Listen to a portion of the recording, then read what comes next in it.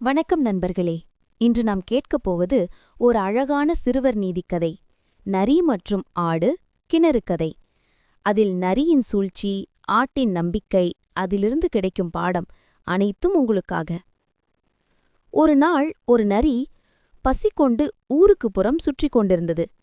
அப்போது தவறுதலாக ஒரு ஆழ்ந்த கிணற்றுக்குள் விழுந்துவிட்டது. தண்ணீருக்குள் விழுந்த நரி யாராவது வந்து காப்பாற்றுவார்களா என்று காத்திருந்தது. ஆனால் யாரும் அந்த பக்கம் வரவில்லை. நாட்கள் கடந்தன. 10 நாட்களாகிவிட்டது. நரிக்கு பசி, தாகம், களைப்பு எல்லாம் சேர்ந்தது. அப்பொழுது தூரத்திலிருந்து ஒரு ஆடு மே மே என்று கத்திக்கொண்டு கிணறு பக்கம் வந்தது. அதை பார்த்த நரி மனசுக்குள்ளி ஒரு சூழ்ச்சி போட ஆரம்பித்தது. ஆடு அண்ணா, இங்கே வா, இந்த தண்ணீர் ரொம்ப சுவையாக இருக்கு என்று நரி இனிமையாக அழைத்தது. நானே விருப்பமாய் இறங்கி குடிக்கிறேன் என்று நரி சொன்னது.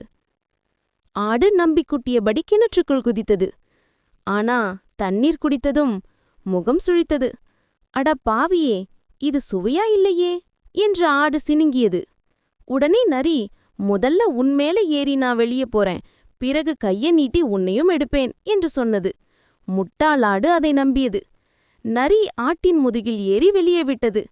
பின்னர் திரும்பி பார்த்த ஆடிடம், எதை செய்தாலும் புத்திசாலித்தனமாய் யோசிச்சு செய்யணும் என்று சொல்லிவிட்டு நரி அங்கிருந்து ஓடிவிட்டது. தன் முட்டாள்தனத்தை நினைத்து ஆடு வருந்திக் கொண்டிருந்தது. பாடம்: யாருடைய வார்த்தையையும் யோசிக்காமல் நம்பக்கூடாது. இந்த கதையிலிருந்து நாம் கற்றுக்கொள்ள வேண்டியது, யாரையும் நம்பும் முன் யோசித்து செய். புத்திசாலித்தனம்தான் நம்மை காப்பாற்றும். இந்த கதை பிடித்திருந்தால் லைக் செய்யவும், ஷேர் செய்யவும், சப்ஸ்கிரைப் செய்ய மறக்காதீர்கள்.